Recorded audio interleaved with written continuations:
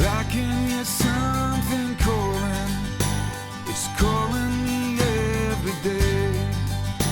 If taking a chance is a crime, then I've got hell to pay.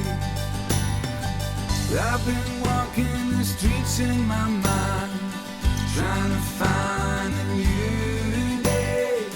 Keep on searching until I will find, until I find a new way. I'm gonna say something, I hope you don't mind. It's time to rearrange. I walk round in circles, I'm going nowhere. It's time to make a change.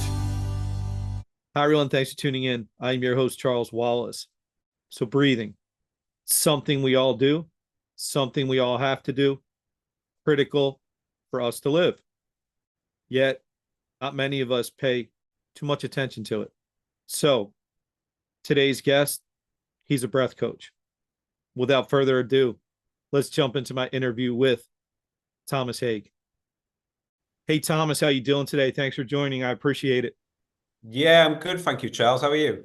I'm doing well. Really looking forward to this. Glad we connected on social media, and I think the audience is going to find what you're doing as interesting and as valuable as I have. So with that, could you give a brief introduction of yourself? Sure. My name's Thomas Hague, and I'm the founder and coach at thebreathcoach.co.uk. I teach both general population and athletes the functional way to breathe in order to feel better in general life and also to perform optimally. I'm finding that when you speak to the general population, they've forgotten how to breathe. Many people have forgotten the art of how to breathe functionally. So that's always kind of it's life-changing for many people. So it's pretty awesome. When you speak to athletes, they've also forgotten how to breathe, and they don't know how to breathe to optimally improve their breathing and performance. So I love my job. It's really great. If you're listening and you've maybe lost the art of breathing as well, then listen up and I'll hopefully give you some tips. Yeah. That's fantastic, Thomas. And as you were talking there, I couldn't help but think about, and this has been said to me a few times, probably by my wife, that I would forget how to breathe if she didn't remind me to. So I think on that note, that's yeah. So what led you to become breath coach, and where's your passion come from for that? Yeah, well, I won't bore you too much on my life story, but going back 20 years, I was playing for a lot of football. I was an athlete. I was doing really well, looking to go professional at a club in Bradford in England called Bradford City AFC. I was playing for Yorkshire, which is the region that I lived in at the time. And I just loved sports, and then didn't quite make it. Decided to go to university and took a sport and exercise science degree, and then got into the corporate world for many years, which we all know is quite stressful. If you're in the wrong place, which I unluckily was for quite a few years, and in a toxic workplace, it was even more stressful. And I didn't know how to control that stress and become resilient to it. So then my first child arrived, and things get a little bit busier, and you try to juggle all these things, and things are becoming stressful. You're not present with your kids.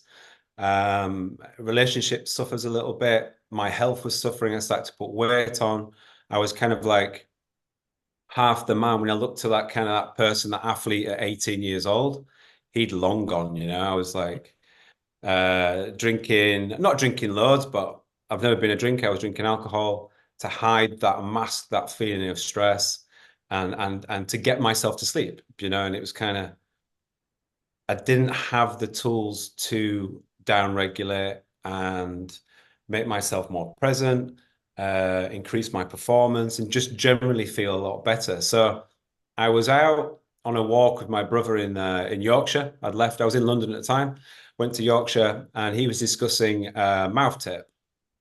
And he was saying that just putting a little bit of tape on your mouth, if you wake up with a dry mouth in the morning and you feel unrefreshed, or you might wake up in the night going to the toilet, or needing a drink in the night, just put his tape on your lips and you sleep with your mouth closed all night. When you wake up in the morning, you feel refreshed and energized and you're ready for the day.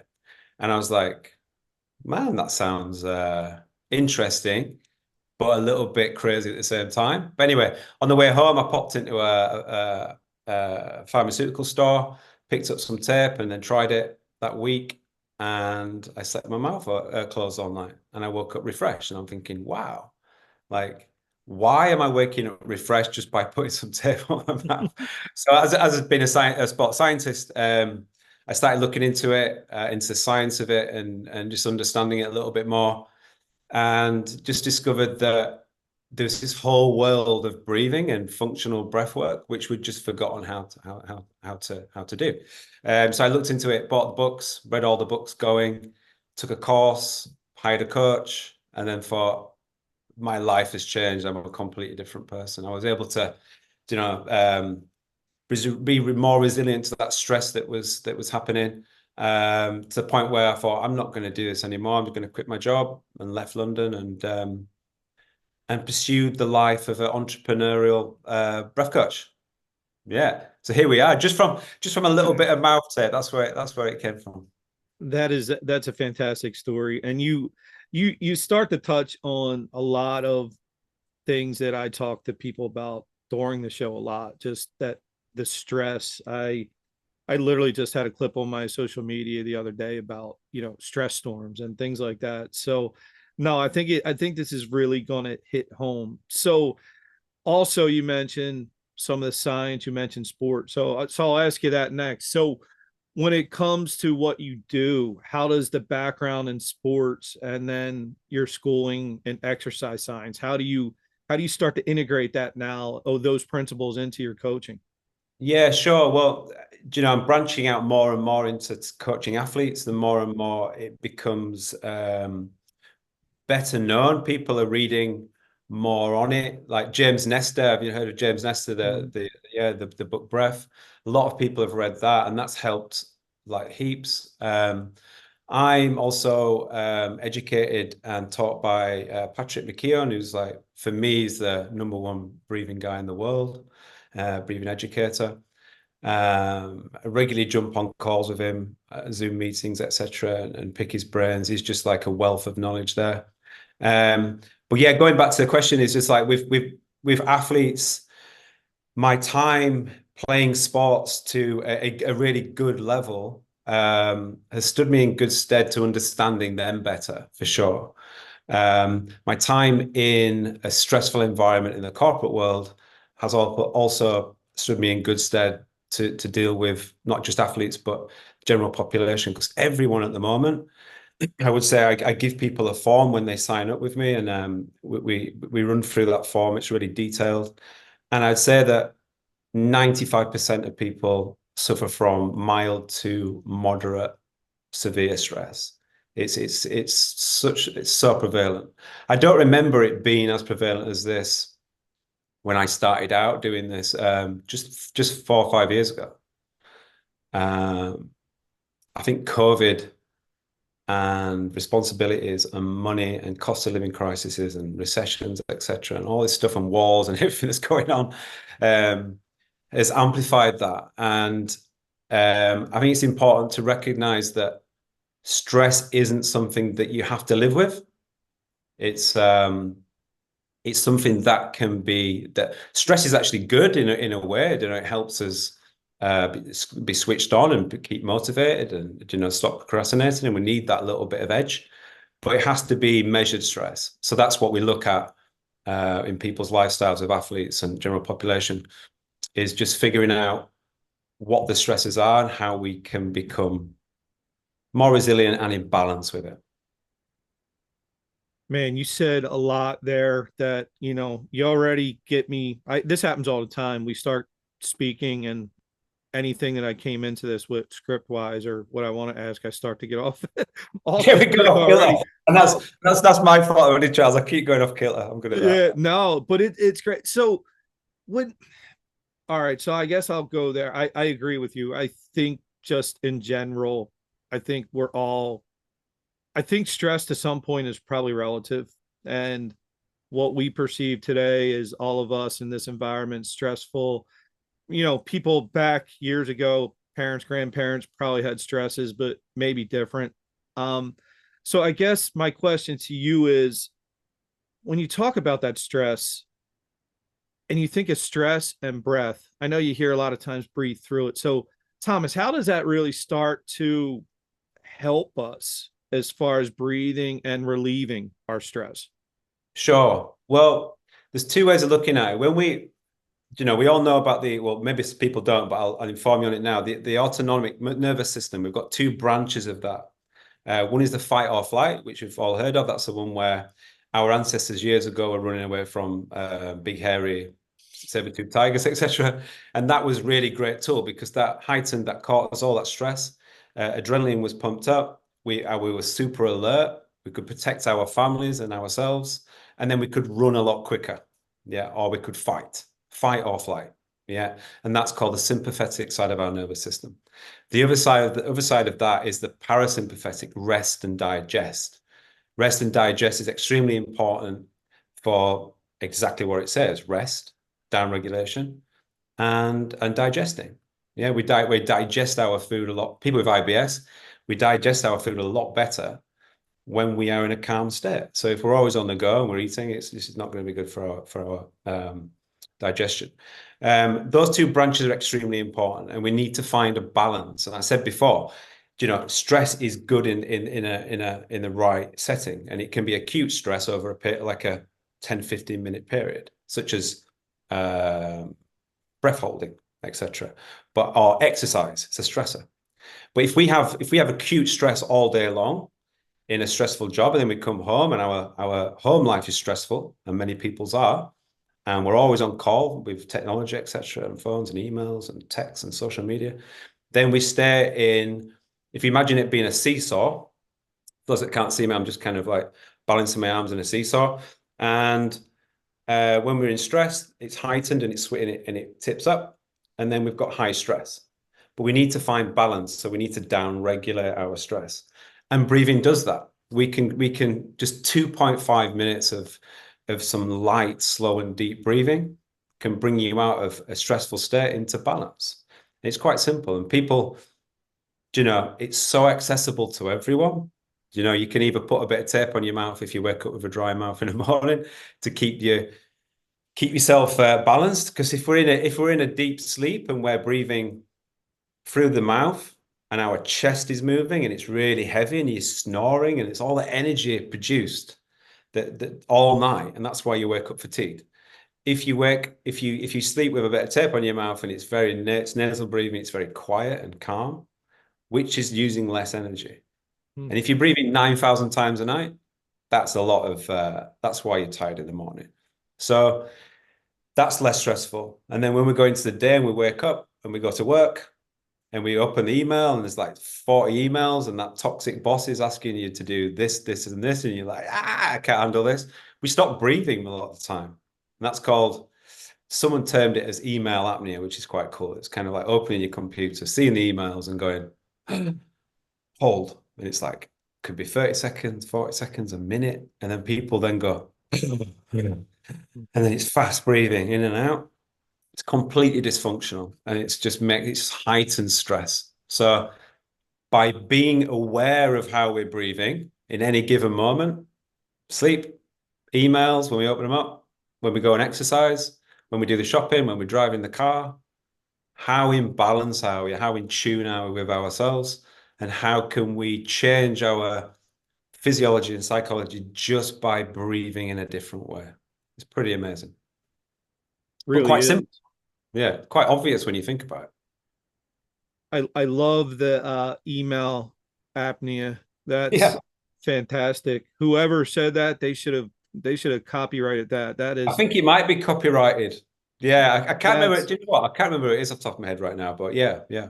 that's fantastic. So I know some people may be listening, some people may be watching, but I think I want to ask you this because I've heard about this before. When you talk about the tape, before we move on, I have to ask, was the taping your mouth at night? When I read about that, what I Yeah, think about is almost someone being kidnapped and it's just tape over their mouth. Like, is that legit? What is it? Could you explain it? it can be very delicate, or it can be look quite severe. I mean, there's lots of brands. I think there's a brand on the market at the moment. I won't mention the name, but it's like a black tape and it's big and it's gnarly and it looks like it's, you've got the brand written across it and it's quite severe. Where actually you just need a tiny little bit. And if I just grab some, excuse me. So the tape is it's this, if you can see, if you're watching, it's a 3M micropore surgical tape. Mm-hmm. 2.5 centimeters wide for adults or a centimeter wide for children. You just take a little bit off, finding the ends a bit of a pain sometimes, but you can take a little bit off, slightly purse your lips. Hmm. There you go. So you can talk out the side if you need to. If you want to go a bit more severe, you just put bigger bit across. Yeah, that's just Okay. gonna. There's various things to think about. It's not as simple as just putting like literally a sticking plaster over your mouth. It's about understanding your age, your fitness, your CO2 tolerance, your nasal size, congestion. If you snore, where do you snore from? Nose or mouth? So it's not just go out, buy some tape, put it on. Maybe speak to a breathing coach or maybe not your doctor because they don't really understand this stuff yet. But yeah, it's very simple. I'm always open to people asking questions on social media, LinkedIn or Instagram, or email me. Happy just to help out and answer questions on stuff. So yeah, anyone has any questions, ask Yeah. away.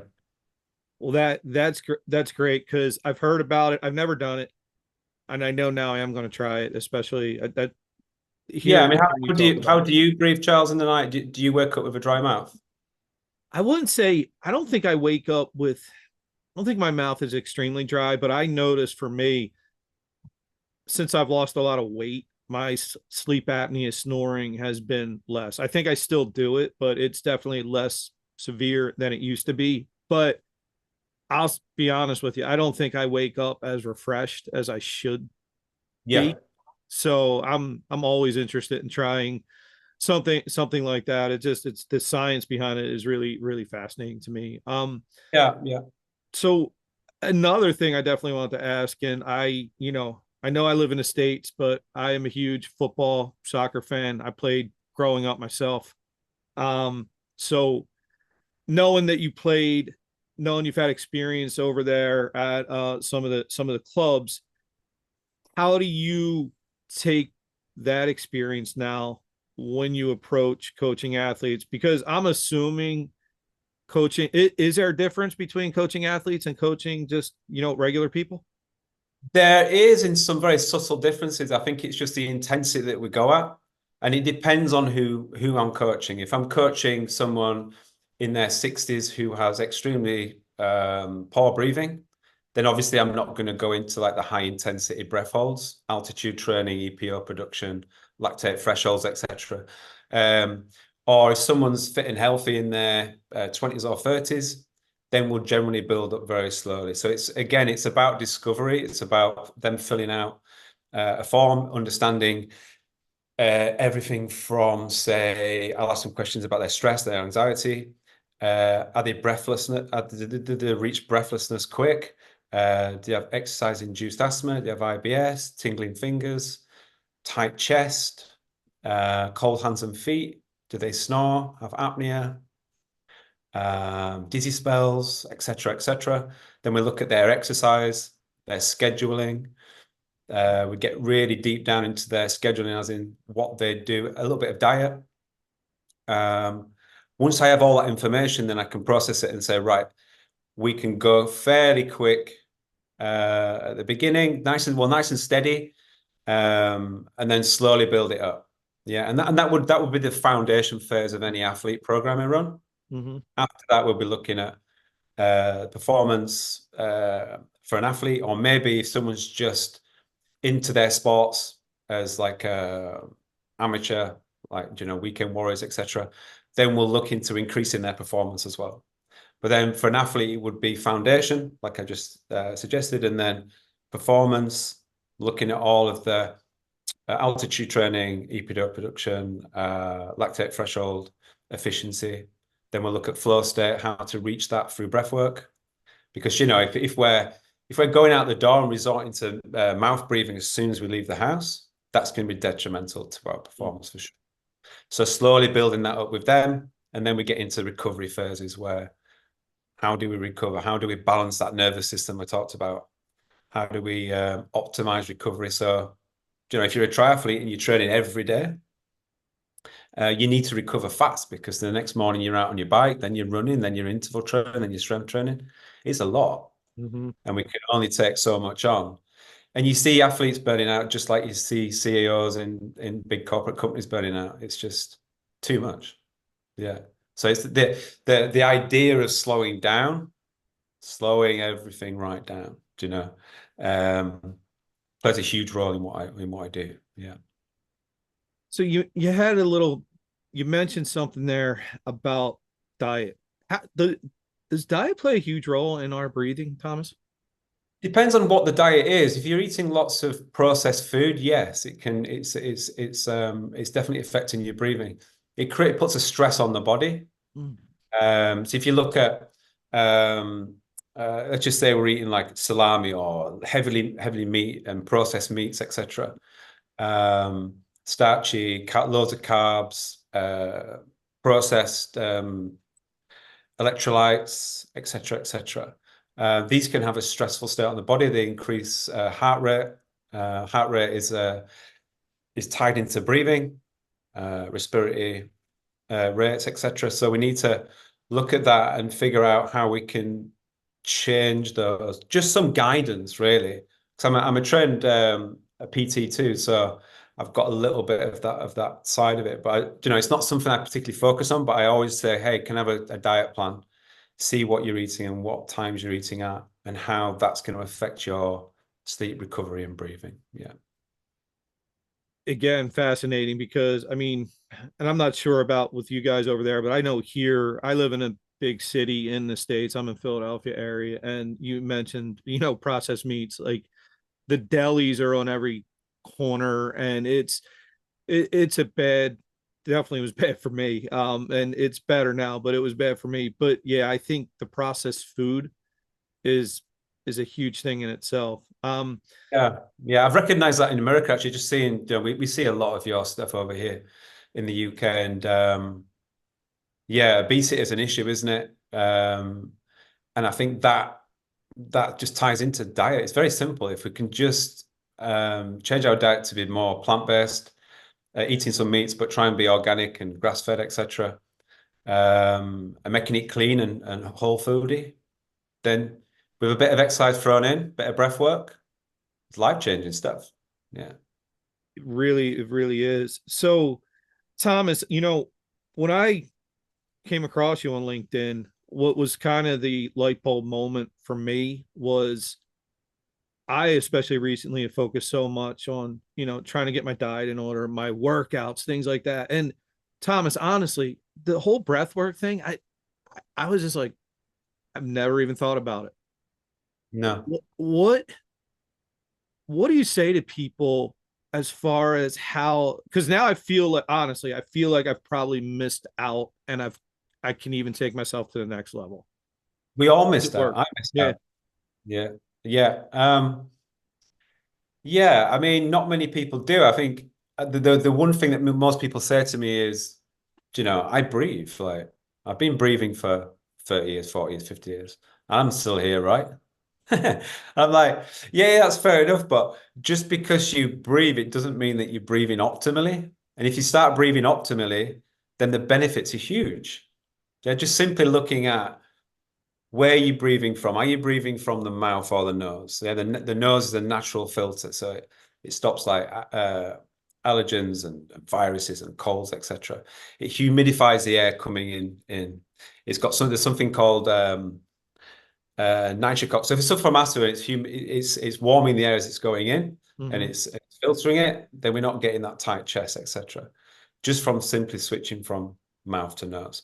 The mouth's got there's one reason for using the mouth for breathing, and that's when we need more air in, because this is small and then that's really big. Yeah, the mouth's really big. When we're obviously eating, drinking, talking, etc. Yeah, it's essential. When I'm talking now, I'm breathing acrobatically. I'm like talking, and I'm exhaling, and I quick sharp breath in through the mouth, and then talking. So when I finish this, it's really important that I just sit for a minute and increase my CO2 levels, because CO2 plays a really, really important role in breath work, in that it reduces breathlessness. So if you are listening to this and you suffer from breathlessness at rest, for instance, or breathlessness just walking down the street, then what you want to be looking at is increasing your CO2 tolerance. And that's huge. That's one of the main things that I teach. But looking at the function of breathing, so from the nose, having a decent posture, like a neutral spine, tongue position in the roof of the mouth, just behind the front two teeth, and then breathing into the lower part of the belly, you would say. But you really, if you're looking at more science, we're looking at the diaphragm, and the diaphragm sits just below, inside the bottom three ribs, and it's attached to them and back to the spine. And then when you breathe in, it should be acting like a vacuum. It looks like a jellyfish. So when it's relaxed, it's like a dome shape. And then when you breathe in, it flattens out and it acts like a vacuum. It pulls air in, down, and down to the bottom part of the lung, where the majority of alveoli, little air sacs, which diffuse the oxygen in the lung into the bloodstream. So if we're breathing from the mouth and breathing very short and shallow, in and out, then there's not many of the alveoli sitting up here. We call it dead space. Yeah, DS, dead space. When we breathe through the nose, it activates a diaphragm. It's got a natural relationship with the diaphragm. When the diaphragm pulls down, it's a deep breath, pulls down, pulls all the oxygen. And if you breathe out again for 2.5 minutes, you'll completely feel the difference to over short and shallow, upper chest breathing and mouth breathing. Yeah. So just small changes. Awareness is key. Like, with awareness comes choice. You've got a choice of how you're going to take it. So yeah, the foundation level of breath work is very simple, and we can take it to like super science, intermittent hypoxic hypercapnic training and altitude training, etc. Lactate thresholds, like I said. It gets really techie and sciencey, but people don't have to go there. It's just making those very small changes to begin with. And CO2 tolerance, though, if people can up their CO2 tolerance, that's a big game changer. Yeah. And definitely hold that thought, because I want to get there, but I want to, for anybody who's watching, they're probably, yeah, I know everybody who's watching. Yes, I am. As Thomas is speaking, I am trying to do what he is saying. So if you're noticing that, yes, I noticed that. Yeah. Don't even tell me about it. Yes, I'm doing it. I'm trying it. So, so Thomas, the CO2, if we could get a little sciencey for a minute, I hear it all the time. What is CO2? Yeah, CO2. So we know that it's in the atmosphere and it's damaging the planet. Yeah, but in relation to the human body, when we take a breath in, we breathe air in. Yeah, we take the oxygen from that, and hopefully an optimal breath takes the oxygen around the body to the tissues, which in turn provides energy for our bodies to go about its just living and balance and homeostasis, etc. So that's really important. So we need air. Yeah, we need oxygen. If you look at it like this, we can live without food for a few weeks, live without water for a few days, but we can live without air for a few minutes. It's pretty, we all know it's pretty essential stuff. when the tissues use the oxygen, they turn it around, and back into the lung is CO2, carbon dioxide. Yeah, and then we breathe that out. But many people see it as a waste gas, but actually it performs some very important stuff. Basically, it increases blood flow by up to 25%. It opens up arteries, and it also delivers oxygen to the tissues. So there's, without getting again too techie with it, there's something called the Bohr effect, and many nurses, etc. It's like if you speak to a nurse or a doctor, they've heard about it, but it was a very small part of their studies and exams. He stated in 1906 that without carbon dioxide, then oxygen is not getting released from the oxygen carrying protein hemoglobin. It's not releasing the oxygen from the hemoglobin. So if we're breathing quite short and shallow and fast with a respiratory rate above 12, then it's likely that we're dumping way too much CO2 off. Therefore, the body gets used to that and it becomes sensitive to it. So when we put our body under a load, like walking up a hill with some shopping or playing football with the kids or running out the door and going to the gym, we become breathless quite quick. We start to breathe a lot quicker. And that tends to then feed into that loop of stress and anxiety and also mouth breathing. When we to simplify it, we can use the nose and the resistance that's created through the nose, because the nose is half, well, you could say like half the size of the mouth. So that when the mouth's wide open, that's like a big tunnel. It's like 100% of air's coming in. When we close the mouth, use the nose, that's 50% more resistance. Activates the diaphragm. If we block one nostril, that does it even more. So if we try and breathe through the nose, very lightly, slowly, and deeply, you will find that you'll reach at some point air hunger, that slight feeling of suffocation.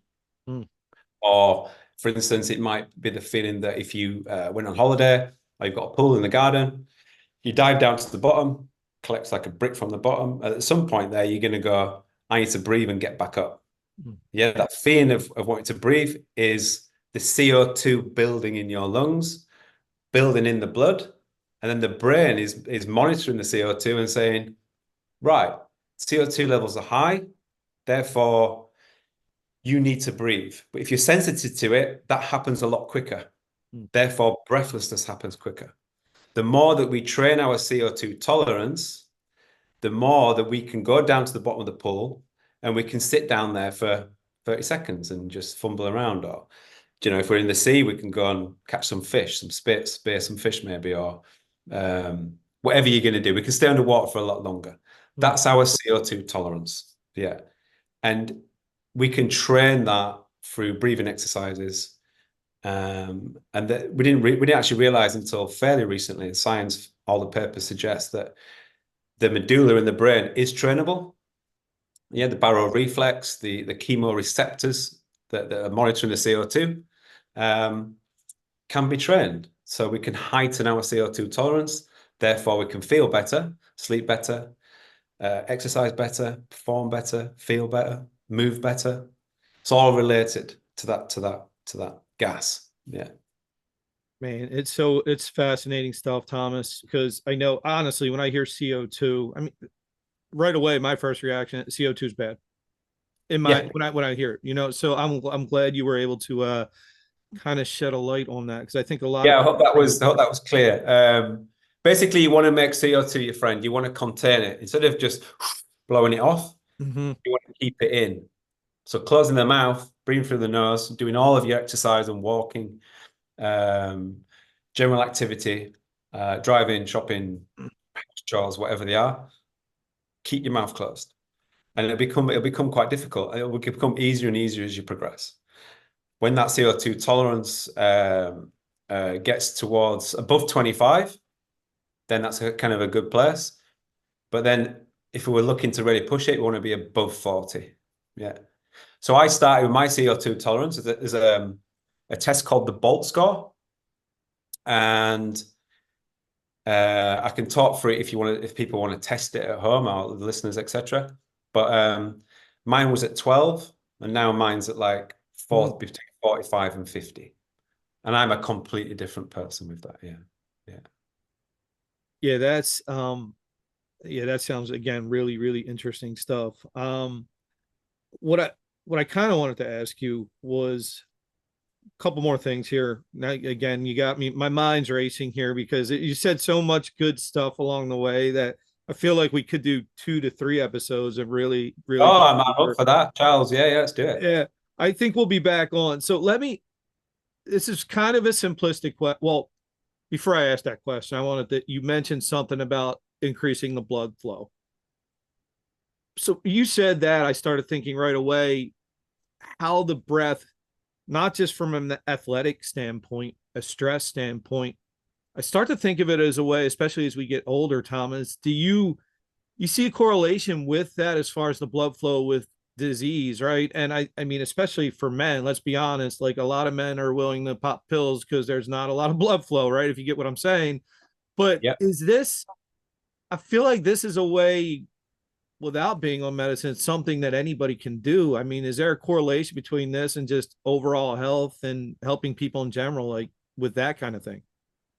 Yeah, yeah, sure. I see it all the time. I think one of your questions was, have you got any stories about clients? And Mm-hmm. there's two or three that stand out. I mean, there's everybody, but in relation to your question, it's kind of there was a girl who contacted me who was in San Francisco, and she was struggling with her breath and was yawning constantly, sighing constantly, didn't feel well.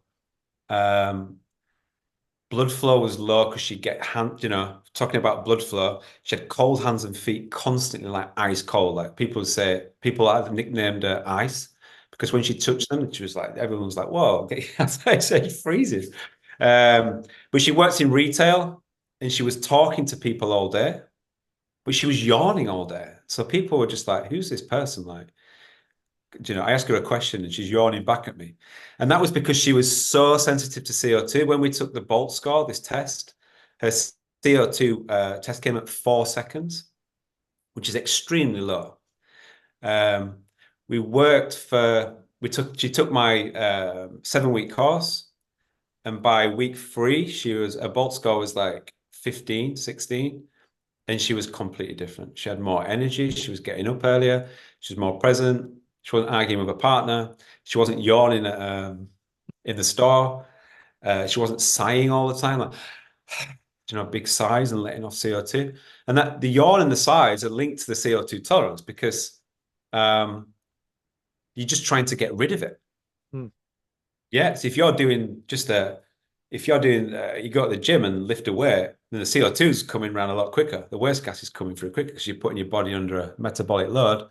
Then you want to get rid of it. You're dying to get rid of it.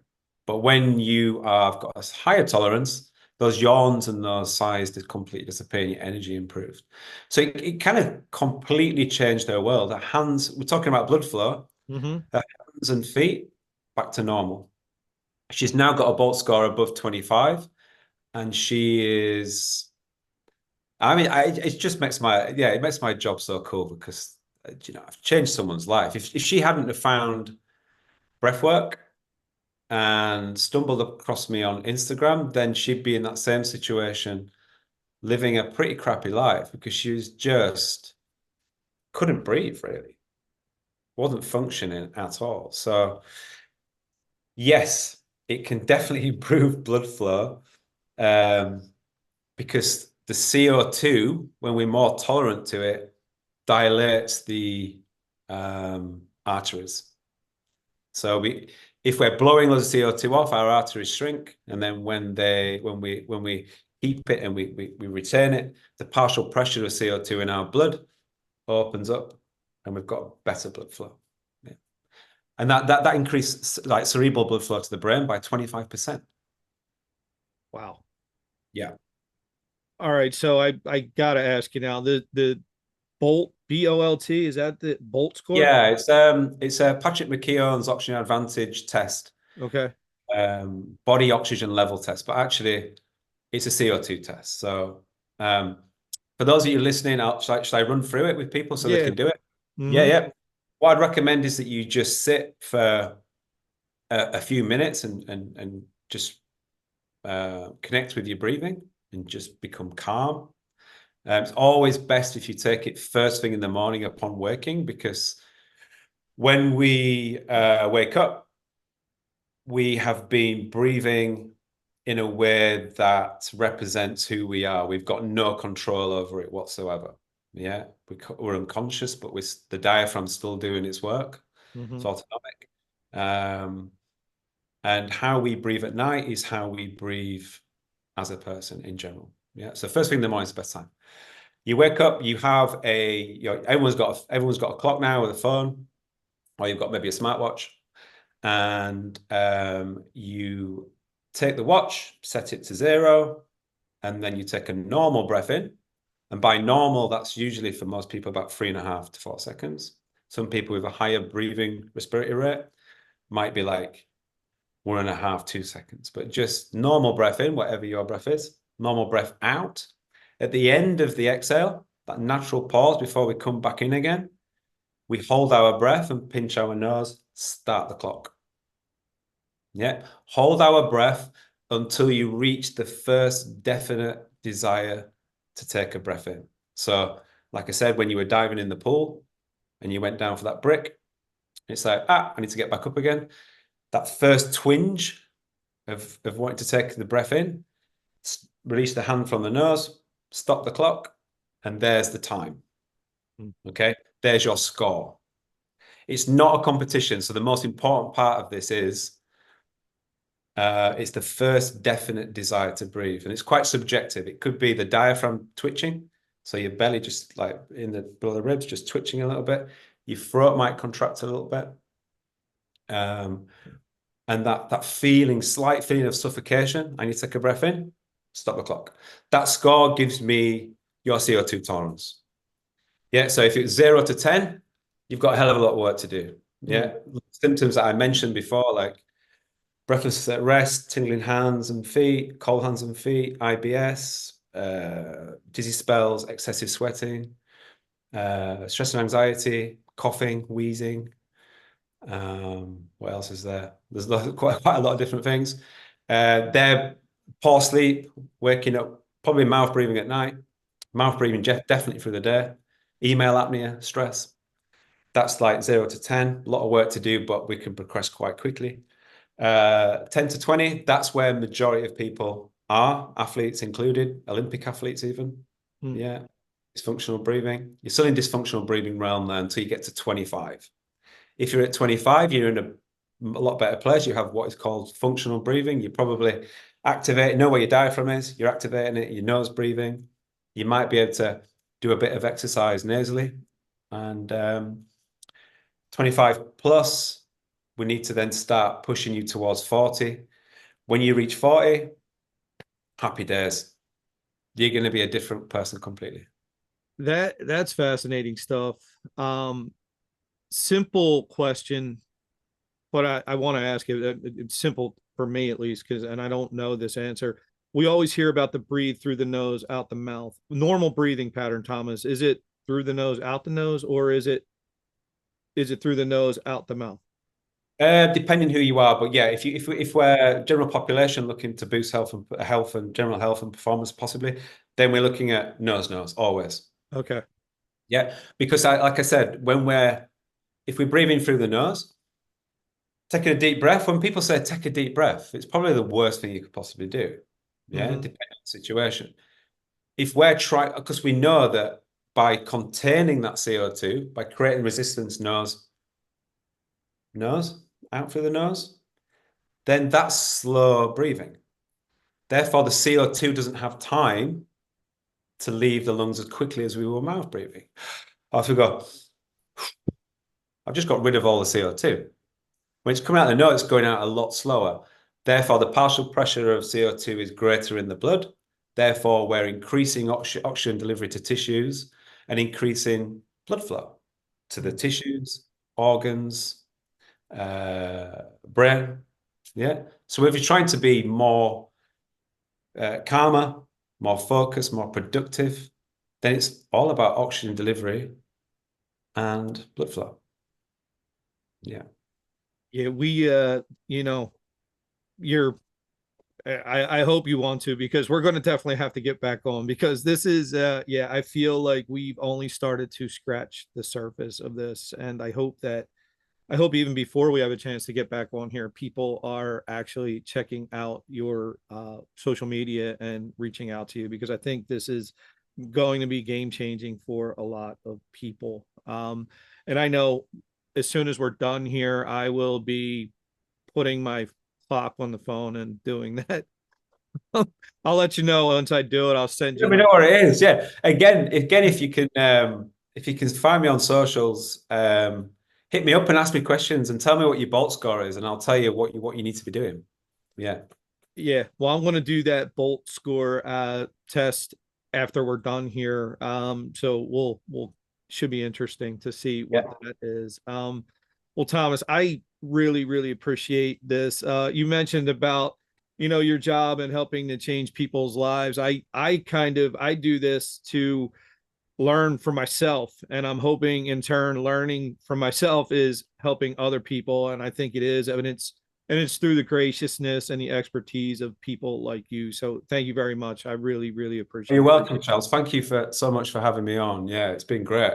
I see as well you're into your music, and behind you, it's like again that I want to mention music, how it evokes feelings and energy, and you can down regulate it to it, and I use it all the time. Yeah, and it's such an emotive and powerful tool to use alongside breathwork for sure.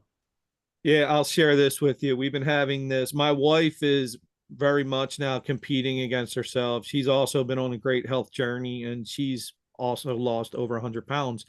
Wow. But she's in the process of wanting to run a mile. She's in her 50s. She wants to run a mile in under 12 minutes. And we laugh because her playlist, we got to listen to her running playlist, and we kind of said, like, that's your issue. It's so slow and drawn out. Yeah, you're not getting there. Yeah, that's what's doing it. So, well, Thomas, thank you again. Oh, where I saw you have a website. I'll put all that in the show notes, but real quick, where's the best place to reach you if somebody wants to get in touch with you?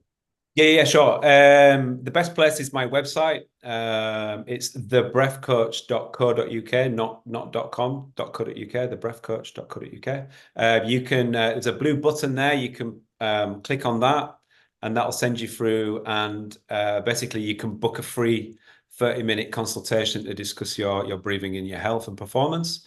I'd love to hear from you, and I'd love to help you out. I run like a 7-week course, which we just slightly touched on, which takes you from like complete novice to kick-ass breather, and with really good health and performance. So yeah, there's huge, amazing transformations you can take. So please feel free to get in touch with me that way. I'm on LinkedIn under Thomas Hague and the Breath Coach. And I am on Instagram, which I don't use as much, but I post a few times a week, at the Breath Coach UK. Yeah. Fantastic. And trust me, everyone, I've seen some of the things Thomas does on social media, and I've been on his website. I do think it's definitely a thing you should check out, because it's extremely interesting, and I think the information is valuable. So please check out Thomas. Thomas, thanks again. It's been fantastic. I can't wait I want to stay in touch, obviously, but I can't wait to have you on again. So thank you. And again, thanks everybody for listening. I really appreciate it. Take care. Bye. Thanks, Charles. Bye. This has been the Bare Essentials. Thanks for listening. And remember, never hibernate on your goals.